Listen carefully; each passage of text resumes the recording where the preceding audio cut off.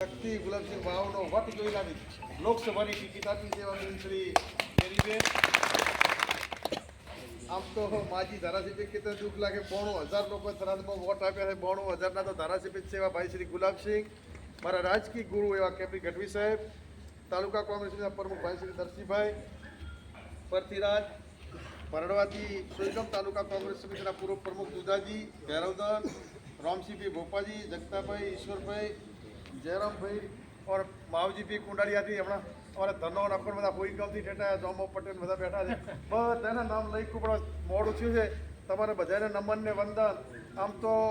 रस्ता में धोनेरा थी आवता था तर गुलाबसिंह बेना वटता था मैं गुलाबसिंह को ना पाड़तो तो तमे जाहिरात कर दी थी कि 32 बोले थे हवे क्यों थाट लागे आखा जिला पोकातो नहीं એટલે વિશેષ જવાબદારી તો ગુલાબસિંહ ની થાય છે એટલે કે હું સાહેબ ના પાડતો હતો ભરતસિંહ બે કહેતા હતા પણ હવે મને એમ લાગે છે આખા વિસ્તારમાં જો કેપી સાહેબ હતા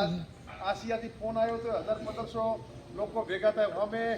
ડેરી બેંક હોય આખી ગાડીઓ તૂટી પડતી હોય તો 200-300 માણસ મઠ ભેગા થાય આજે તમે શું જુઓ છો બહોળી સંખ્યામાં ખરીદ ફોન આવ્યો તમે આટલા એમ ગમો ગમ જન્મેદની અને બનાસની બેન જ્ઞાની બેન એવું સૂત્ર તમામે તમામ 18 આલમે આલી દીધું છે અને 100% જીતે છે અને વાવનો વટ રહેવાનો છે ત્યારે વિશેષ જવાબદારી વિશેષ આ બધા ચર્ચા કરી કે આપણે વાવ વિધાનસભામાં વાવ સોયગામ ભાભર અવરાય ના અવરાય આપ સૌ જ્ઞાનીબેન બની કોંગ્રેસના હનુમાન બનીને લડવાની છે ત્યારે આપ સૌને વિનંતી કરવા અને આપ સૌના દર્શન થઈ જાય હવે પછીનો વિસ્તાર ઘણો મોટો છે એટલે તમારી પાસે અવરાય ના અવરાય એટલા માટે બધાની ઈચ્છા થઈ ગુલાબસિંહ કેપી સાહેબ બેને કીધું બધા બોલાવી લે કેમ કે મને તો કીધું એટલે પહેલો શરૂઆતની બાજુથી કરી કારણ કે દૂરનો વિસ્તાર છે તમે બધા તો ખાસ તો ગુલાબસિંહ નરસિંહભાઈ હવે ઘણા 2-3 જણાના ફોન આવ્યા વોટ તો દેવો પણ અમે ભાજપમાં મેં તમને બેન ભાજપમાં છો તો ગામમાં આવે એટલે 50 જણા નામ જો ઓળખે છે ઓલા બેનને તમારે જાય કેવું પડે હું આ રાસેડાનો છું રોદેડીનો છું રાઘાનેડાનો છું આ બેન તો ગામો ગામ તમારે ઓળખવાના છે તો તમારે શા માટે બીજે જઈને વિક્રમભાઈ વોટ આલવા પડે એટલે આપણી વાવની તો વિશેષ ફરજ થાય છે અને કેપી સાહેબ તો આમ તો કહેતા હતા આજે આસિયામાં કે સૌથી વધુ લીડ બનાસકાંઠા જિલ્લાની અમે વાવ વિધાનસભાથી હાલશું એવી જવાબદારી કરી એટલે કેપી સાહેબ કહેતા હતા એટલે મેં ગુલાબસિંહને પછી કેપી સાહેબે કીધું કે મારા ગામમાંથી એક પણ વોટ ભાજપને નહીં મળે હોય 100% મમણાની પેટી પેક કાઢવાની છે એટલે ગુલાબસિંહને કીધું તો તમે આશારાની કાઢજો હું આખુની કાઢવા ટ્રાય કરજો તમે બધા ગામો ગામ હોય 100% આતુભા વાવ તાલુકામાં તો આપણા પરિવાર છે બધાની વચ્ચે જ બેન હોય છે એટલે દરેકે દરેક એવી હરીફાઈ કરો કે મારા ગામમાં 80-90% વોટ કોંગ્રેસ તરફી મળે પ્રવીણભાઈ કરણ આયા ફરજથી આપ સૌને વિશેષ નાખે તો આ ચૂંટણી ભાજપ કોંગ્રેસ વચ્ચેની ચૂંટણી નથી આ ચૂંટણી માત્ર ને માત્ર બનાસકાંઠા જિલ્લાની આન બાન શાન માટેની ચૂંટણી છે તમે સૌ જાણો છો ડેરી એક સહકાર હોય ભાજપના 70 જણા ટિકિટ માંગતા હતા દુધાજી એ બધાને ખબર ના પડી કે ટિકિટ છે ને મળી એ વિચારમાં પડ્યા હજી સુધી કરપુરના પટેલનો બાપડો રેકોર્ડિંગ આવ્યો હતો કે અમે મરી ગયા અમને તો ખબર જ નથી કે આ વાવવાળા કૂદતા હતા અમને ભરોસો કર્યો બ્રો એ રાડિયા કરે છે એટલે આવી દુર્દશા છે માત્ર ને માત્ર આખો જિલ્લો અત્યારે બીજા 12ના જિલ્લાવાળા આવી થઈ ગયા છે એ મુક્તિ મેળવવા માટેની ચૂંટણી છે અને વિશેષ કેપી સાહેબ અત્યારે જ એક મેસેજ હતો ઉત્તર પ્રદેશમાં ખેડૂતો આંદોલન કરતા હતા એમએસપી માટેનો અને એમાં 14 ખેડૂતોની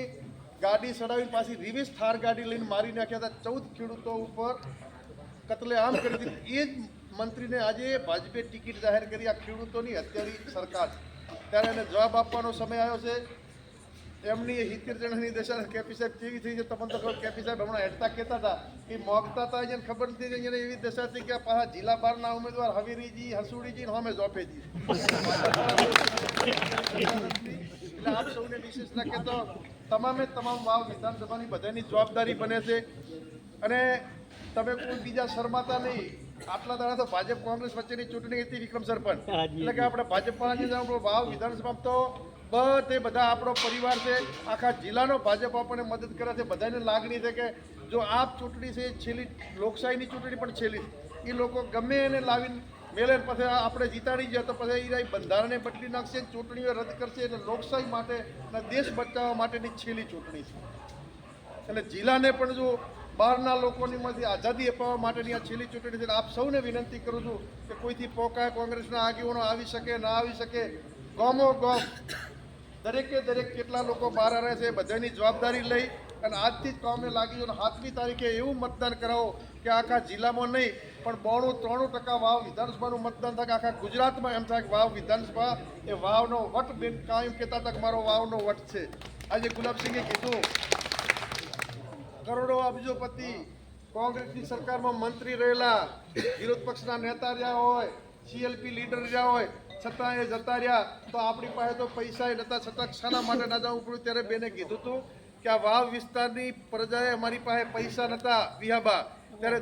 દરેક ગામે અને 17ની ડિપોઝિટે બધા દલિત સમાજે બધા ભેગા થઈને ભરી હતી. આવા તમામ સમાજો જ્યારે મારી ડિપોઝિટ ભરતી હોય 18 આલમ વાવ વિધાનસભાના લોકોએ પૈસા પોતાના સાધનોના પૈસાના લીધા સ્વયંભૂ લોકોએ ચૂંટણી લડાયા હોય અને અમે જો આ પૈસાની લાલચમાં મંત્રી બનવાની લાલચમાં જો તો કુદરત પણ માફ ન કરે. અને એટલા માટે આ ધરતીનો આજ સુધી વટ રાખ્યો છે. વટ આજે પણ તમારે લોકસભા જીતાડી રાખવાનો છે. એ શબ્દો સાથે આપ સૌનો ખૂબ ખૂબ આભાર.